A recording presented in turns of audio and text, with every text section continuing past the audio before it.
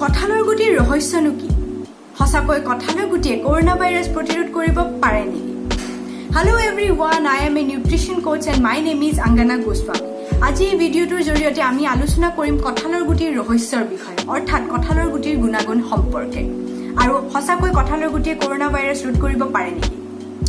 গতিকে আজিকালি দেখা যায় যে বহুত বিজ্ঞাপনৰ জৰিয়তে হোক বা ছ'চিয়েল মিডিয়াৰ জৰিয়তে হোক আমি সঘনে দেখিবলৈ পাওঁ যে আমাৰ এনেকুৱা ভুল ধাৰণা সোমাই যায় বা সোমাই গৈছে যে শৰীৰ চৰ্চা কৰিবলৈ হ'লে বা সুস্থভাৱে ভালদৰে ভাল শৰীৰ এটা পাবলৈ হ'লে আমি সদায় ভাল দামী বস্তু অৰ্ডাৰ কৰিহে বা দামী বস্তু কিনিহে আমি এটা ভাল শৰীৰৰ অধিকাৰী হ'ব পাৰিম। কিন্তু এইটো এটা খুবেই ভুল ধাৰণা। কেতিয়াবা এনেকুৱা হয় যে আমি এই বিজ্ঞাপনৰ জৰিয়তে হওক বা ছ'চিয়েল মিডিয়াৰ জৰিয়তে হওক আমি প্ৰভাৱিত হৈ আমি উঠি পৰি লাগো এই বস্তুবোৰ কিনিবলৈ, আৰু কেতিয়াবা হয়তো আমাৰ সামৰ্থ্য নাথাকে আৰু তেতিয়া আমি হতাশ হোৱাৰ বাহিৰে আন কোনো উপায় নাথাকে। গতিকে আমি আজি এই ভিডিঅ'টোৰ জৰিয়তে আলোচনা কৰিব বিচাৰিছোঁ যে সহজলভ্য কম বজাৰ মূল্য থকা থলুৱা বস্তু খায়ো কেনেকৈ এটা ভাল শৰীৰৰ অধিকাৰী হ'ব পাৰি, আৰু তাৰ এটা ভাল অন্যতম উদাহৰণ হৈছে আমাৰ কঁঠালৰ গুটি। তো আজি কঁঠালৰ গুটিৰ গুণাগুণ সম্পৰ্কে এই ভিডিঅ'টোত আলোচনা কৰিব খুজিছোঁ। কঁঠালৰ গুটিৰ প্ৰথম প্ৰশ্নটো আছিলে কঁঠালৰ গুটিয়ে কৰোনা ভাইৰাছ ৰোধ কৰিব পাৰে নেকি?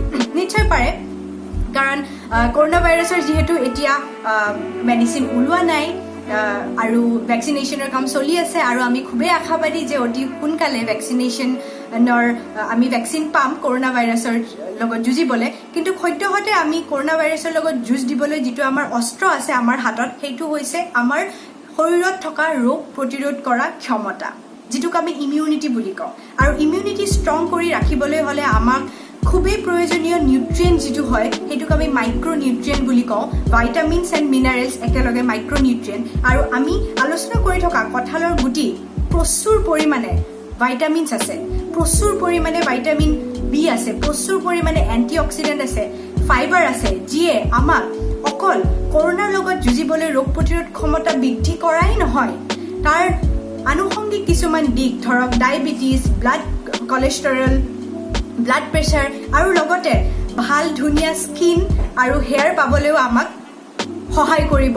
আৰু সেইকাৰণে ক'ব বিচাৰিছোঁ যে যিহেতু এটা প্ৰচুৰ পৰিমাণে নিউট্ৰিচিয়াছ আমাৰ কৰোনাৰ লগত যুঁজ দিব পৰা আমাৰ কঁঠালৰ গুটি, তো আপোনালোকে যদি এইটো সময়ত আপোনালোকৰ ডায়েটত এড কৰিব পাৰে তো আপোনালোকে খুবেই লাভৱান হ'ব। আৰু যিহেতু এতিয়া বিশ্বৰ বজাৰত কঁঠালৰ গুটিৰ দাম খুবেই বাঢ়ি গৈছে, তো আমি সেইটোৰ পৰাই গম পাব পাৰোঁ যে কঁঠালৰ গুটি আমি ডায়েটত এড কৰিলে কিমান ধৰণে আমি লাভৱান হ'ব পাৰোঁ। আৰু তেনেকুৱা থলুৱা বহুত খাদ্য আছে যিবিলাকৰ প্ৰতি আমি জ্ঞাত নহয়, বা কিছুমান এনেকুৱা খাদ্য আছে যিবিলাকৰ প্ৰতি আমি আওকাণ কৰি আহিছোঁ, কিন্তু আমি এতিয়া সেই বস্তুবোৰ আমাৰ ডায়েটত এড কৰিবলৈ হ'ল। আৰু মোৰ ভিডিঅ'টোৰ জৰিয়তে আপোনালোকক এই বিষয়ে জনাই থাকিম, মই ভিডিঅ' বনাই থাকিম। আৰু যদি আপোনালোকে এই ভিডিঅ'টো ভাল পাইছে, লাইক কৰিব, কমেণ্ট কৰিব, শ্বেয়াৰ কৰিব, পোৱাৰ আশাৰে ধন্যবাদ।